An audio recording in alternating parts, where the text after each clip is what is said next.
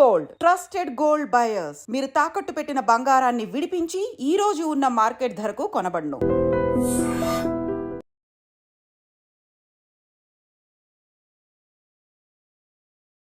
మాధురి గారు, మీకు మీ లైఫ్లో ఒక అసంతృప్తి, ఒక వాక్యూమ్ అనేది ఉండొచ్చు. ఒకవేళ అందరు ఆడవాళ్ళలాగే నచ్చకపోతే విడాకులు తీసుకొని వేరే జీవితాన్ని ప్రారంభించే అవకాశం కూడా మీకుంది. అయినా సరే ఎందుకు దువ్వాడగారే? ఎందుకంటే మీ చుట్టూ కూడా ఎంతో మంది మగాళ్ళు ఉండొచ్చు, ఎంతో అట్రాక్ట్ చేసే అవకాశాలు కూడా మీకు ఉండొచ్చు. అయినా సరే ఎందుకు ఈయనే నచ్చారు మీకు? పైగా ఇద్దరు పిల్లలు పెద్దవాళ్ళు అయ్యారు, వాళ్ళ ఇంట్లో ఉన్న ఇష్యూస్ ఇవన్నీ మీకు తెలుసు.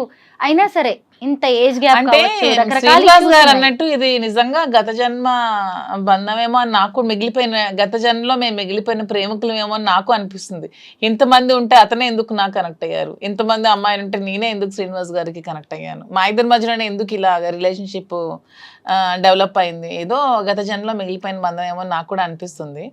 శ్రీనివాస్ గారిలో అంటే కొన్ని క్వాలిటీస్ నాకు బాగా నచ్చాయి. తను చాలా హంబుల్, హానెస్ట్, స్ట్రైట్ ఫార్వర్డ్, నీతి నిజాయితీతో ఉంటారు. లంచం ఇలాంటివి ఏవి ఎవరు ఎంత చూపించినా అవి ఏమీ లొంగరు. సో ఇవన్నీ కూడా అతనిలో ఉన్న బెస్ట్ క్వాలిటీస్, చాలా రేర్గా ఉండే qualities. Like diamond, Kohinoor diamond లాగా ఎంతో ఎంతో రేర్ పీస్ లాగా ఒక రేర్ యాంటిక్ పీస్ అనమాట శ్రీనివాస్ గారు. ఈ రోజుకి ఇలా చూసినా గానీ ఈ వీడియో కోసం వెనకబడే వాళ్ళు చాలా మంది ఉండొచ్చు కూడా. అంటే ఆవిడకున్న క్యారెక్టర్ అలాంటిది, ఆవిడకున్న క్వాలిటీస్ అలాంటివి. అయినా సరే అసలు మీకోసమే ఆవిడ అలా స్టాండ్ అయిపోయి ఉండడం, ఇంత పిచ్చిగా ప్రేమించడం మీకు ఎప్పుడైనా ఆశ్చర్యంగా అనిపిస్తుందా కదా? నేను అదే అనుకుంటాను. నా జీవితం ఎప్పుడూ ఆ ఈర్ష్య, అసూయ, ద్వేషం, ఆధిపత్యాల మధ్య నడిచింది మా ఇంట్లో. ఇలాగే వెళ్ళిపోతానేమో. నేను కొన్నిసార్లు అనుకున్నాను, ఏంటబ్బా ఈ కుటుంబ జీవితం నాకు ఇలా ఉంది, పిల్లల కోసం బాధ్యత వహిస్తూ చాలా ఓర్పు సహనంతో ఉన్నాను. ఇలాగే రహస్యంగా వెళ్ళిపోవాలి. కొంత జీవితం అయిన తర్వాత నేను ఏమనుకునేవాడిని అంటే ఎక్కడికైనా ఆశ్రమానికి వెళ్ళిపోదాం అనుకునేవాడిని.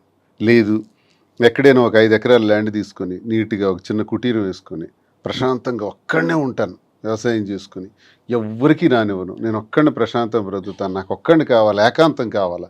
విసిగిపోయాను అనమాట ఇంటి వ్యవహారాలకి. అలా విసిగిపోయి నాకు, లేదా ఎక్కడికైనా వెళ్ళిపోదాం దూరంగా, ఇంక అయిపోయి 60 సంవత్సరాల తర్వాత ఇంక ఇదంతా క్లోజ్ చేసేద్దాం అని అనుకున్న నాకు మళ్ళీ ఆశలు చిగురించి నాకు ఒక ప్రేమ అంటే ఏంటో నాకు కూడా అర్థమయ్యేటట్టు, తెలిసేటట్టు, అది కూడా భగవంతుడు నాకు ఇచ్చాడంటే ఆ వెంకటేశ్వర స్వామికి ఏ జన్మలో నేను ఆ స్వామిని నమ్ముతాను ఎక్కువగా. నిత్యం నేను స్వామినే ప్రార్థిస్తాను. నా ఇంటి ఇలవెల్పు స్వామి ఇచ్చిన ఇదే నాకు అని నేను భావిస్తాను. తోటి మగవాళ్ళు కూడా ఈర్ష్య పడే అంత అదృష్టం మీది కదా. అన్నిటినీ డబ్బులతో కొలవలేమో మాధురి గారు. డబ్బు కాదు ఇక్కడ, డబ్బు ఈ రోజుల్లో ఎవరు సంపాదించట్లేదమ్మా, ప్రతి ఒక్కరు డబ్బులు నాదే ఏముంది ఇప్పుడు అలా అయితే. నిజమే కదా. నిజంగా అసలు అంటే ఈవిడ అమాయకురాలు అనిపిస్తుంది ఇక్కడ చూసినప్పుడు, మీరు మాత్రం లక్కీ అనిపిస్తుంది. అలా మాట్లాడుతూనే ఉంటారు కానీ అంటే ఆవిడ ఎక్కడ లెక్కలేసుకోలేదండి నేను గమనించినంత వరకు. 100% నిలబడాలని చూస్తుంది. ఇప్పుడు మా ఇంట్లో జరిగిన సంఘర్షణ తర్వాత ఈయనకు నేను తోడుగా ఉంటానని ఒక డెసిషన్ తీసుకున్నాను. నేను ఒంటరిగా ఏం చేయాలో అర్థం కాని పరిస్థితిలో ఈమె తోడు నాకు ఒక ఆసరాగా దొరికింది అనమాట, ఒక చీకట్లో వెలుగులాగా. అలా దగ్గరైంది. అది ఆ కారణం ఏంటంటే ప్రేమ, హిడెన్ లవ్, ఎక్కడో ఒక దగ్గర బయటపడినటువంటి ప్రేమ ఉంది. అది మా మధ్య ఈ స్థితికి దారితీస్తుంది తప్ప అందరూ ట్రోల్ చేసేటట్టు మేమేదో స్వార్థపూరితంగాను ఇంకొక దురాశ ఆశలతోనో ఇది చేయలేదు. మా పరిస్థితులే మాకు ఈ స్థితికి దారితీసాయి. ఇందులో ప్రేమ అన్నది మాకు ఇంత బలంగా మమ్మల్ని దగ్గర తీసింది. ఈ ప్రేమతో దగ్గరైనటువంటి మేము ప్రజలకు కానీ, మా మీద ఆధారపడిన పిల్లలకు కానీ మేము పూర్తిగా భరోసాగా ఉండాలి. ఏదైతే ఇంక శేష జీవితం ఉంటుందో ఆ జీవితంలో మరిన్ని మంచి వ్యాపారాలు చేయాలి, మరింత మందికి ఉపయోగపడాలి, ఒక విమెన్ ఎంటర్ప్రెన్యూర్గా ఆమెను నిల్చోబెట్టాలి. నేను అన్నీ చూశాను.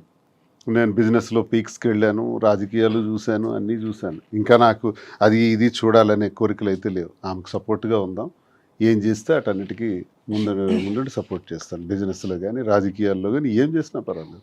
మాధురి గారు, శ్రీనివాస్ గారు ఒక ప్రజాప్రతినిధి. ఆయన హీరోయిజం మీకు బాగా నచ్చుతుంది, ఆయన మంచితనం మీకు బాగా నచ్చుతుంది. కానీ ఆయన ఫ్యామిలీ విషయంలో ఆయనకి ఇంకా బాధ్యత ఉంది. పెద్దమ్మాయి పెళ్ళి అయింది, చిన్నమ్మాయికి ఇంకా ఆయన పెళ్లి చేయాల్సి ఉంది. భార్య సరే ఎటు పోయి ఎటు వచ్చినా ఆమె విషయంలో కూడా ఆయనకి బాధ్యత ఉంది. ఒకవేళ ఆయన ఆ బాధ్యతలు నెరవేర్చే క్రమంలో మీరు ఆసరాగా నిలబడతారా ఆయనకి? అదే చెప్తున్నాను, ఆమె విషయంలో బాధ్యతగా ఉంటూ ఆస్తంతా ఆమెకి రాసి వచ్చేసారు అతను. ఇది 0 బ్యాంక్ బ్యాలెన్స్ నా దగ్గరికి వచ్చారు.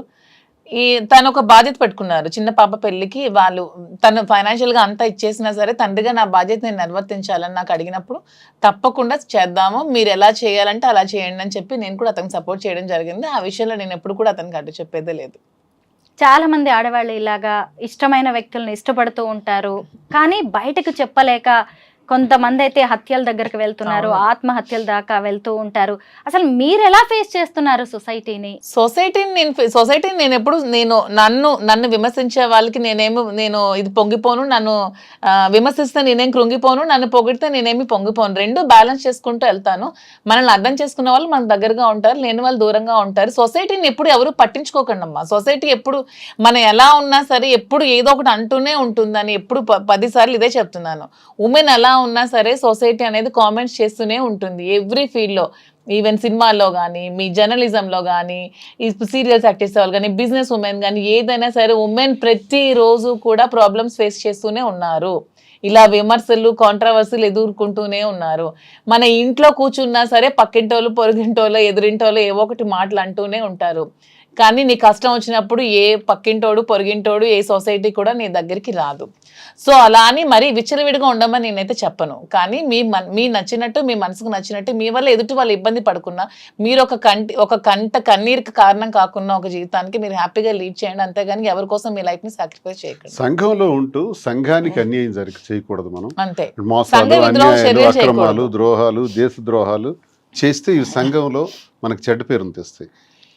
ఎదుటి మనిషి కన్నీటికి మనం కారణం కాకూడదు. ఎదుటి మనిషిలో సంతోషానికి మనం కారణం అయితే చాలు. ఆ సంతోషానికి కారణం కాకపోయినా పర్వాలేదు, కానీ కన్నీటికి మాత్రం కారణం కాకూడదు.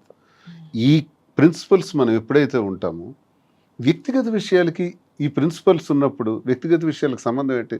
ప్రతి జీవితంలో కూడా మీరు అన్నట్టు చాలామంది మెన్, చాలామంది మగాళ్ళకి భార్యాబాధితులు ఉన్నారు, కుటుంబపరమైన ఇబ్బందులు ఉండేవాళ్ళు ఉన్నారు, మానసిక రోగాలతో బాధపడుతున్న వాళ్ళు ఉన్నారు, ఆర్థిక ఇబ్బందులతో ఉన్న వాళ్ళు ఉన్నారు, ఎన్నో సమస్యలతో ఉన్న వాళ్ళు ఉన్నారు. అలాగే మహిళలు భర్త వేధింపులతో బాధపడుతున్న వాళ్ళు ఉన్నారు, అలాగే కుటుంబ సంబంధాలతో బాధపడుతున్నటువంటి వాళ్ళు ఉన్నారు. ఇవందరూ ఈ సమస్యల మధ్య వాళ్ళ వ్యక్తిగత జీవితాల్లో ఏదో ఒక నిర్ణయం తీసుకోక తప్పదు. ఒక కోణం ఉంటుంది, అది తప్పు కాదు. అది వాళ్ళ వ్యక్తిగత పరిస్థితులను బట్టి వాళ్ళ నిర్ణయం తీసుకున్నారు. తీసుకున్నంత మాత్రాన్ని ఇది సమాజానికి సంబంధించినటువంటి విషయంగా భావించి ఆత్మహత్యలకు ఇంకో రకంగాను జీవితాన్ని త్యజించడం అన్నది దుర్మార్గం. ఇలా ఎవ్వరు చేయకూడదని నేను కోరుకుంటున్నాను. మళ్ళీ మళ్ళీ మనం పుట్టాం, ఒకసారి పుడతాం. సైంటిఫిక్గా ఆలోచిస్తే ఈ పుట్టిన జీవితం చాలా చిన్నది. ఈ చిన్న దానిలో సంతోషంగా ఉండడానికి ప్రయత్నించాలి, ప్రేమతత్వంతో ఉండడానికి ప్రయత్నించాలి. ఎవరి ఇష్టం వాళ్ళది, ఎవరి వ్యక్తిగతం వాళ్ళది. నీ మనసుకు నచ్చిందా, నీ మనసుకు నచ్చినట్టు నువ్వు చెయ్యి. ఒక సినిమాలో మహేష్ బాబు అంటాడు, you are the hero of your life. నిన్ను నడిపించుకునే శక్తి నీలోనే ఉంటుంది. అల్టిమేట్గా నీ విజయానికి నువ్వే కారణం, నీ పతనానికి నువ్వే కారణం, పక్కోడు కాదు. సో మనం జీవితాన్ని మనం చక్కగా నడిపించుకుందాం. ఇందులో ఒకరికి బాధ కలిగించకుండా ఉండాలనుకునే నీ ప్రిన్సిపల్ నువ్వు పెట్టుకుని అన్నీ చేసుకోయా, నష్టం లేదు. ఇదేం తప్పు కాదు. దీన్ని రహస్యంగా మాధురి ఎవరో నాకు తెలియదు, శ్రీని ఎవరో నాకు తెలియదు అని తను అనేయచ్చు, తప్పించుకోవచ్చు. అందరూ చేస్తున్నది ఇదే. మేము అలా చెప్పదలుచుకోలేదు. చేసింది స్పష్టంగా క్రిస్టల్ క్లియర్గా. నేను పొలిటీషియన్ అయినా, రాజకీయాల్లో ఇలా ఉండకూడదు, ఇలా మాట్లాడకూడదు, ఇలా చేయకూడదు అనుకునే వాళ్ళకి కూడా నేను చేసింది స్పష్టంగా చెప్పాను. మీరు చేసింది చెప్పలేకపోతున్నారు. మీ షర్టు విప్పితే ఉన్న మచ్చలన్నీ కూడా తెలుస్తాయి. నా షర్టు విప్పాను కాబట్టి నా మచ్చల గురించి విమర్శకులు మాట్లాడుతున్నారు.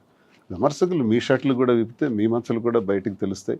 దయచేసి విమర్శించి మీరేదో స్వర్గం నుంచి దిగి వచ్చినట్టు మాట్లాడద్దు. ఇలాంటి విమర్శల వల్ల చాలామంది జీవితాలు త్యజించుకుంటున్నారు, ఇలాంటి మాటల వల్ల. అలాంటి వాళ్ళకి మేము ఉదాహరణగా ఏం చెప్తున్నాం అంటే ధైర్యంగా ఉండండి, ఎవరిని ఖాతరు చేయకండి, విమర్శల్ని పక్కన పెట్టండి. విమర్శించేవాడు పనికి మాలిన వాడు, చేతగాని వాడే విమర్శిస్తాడు.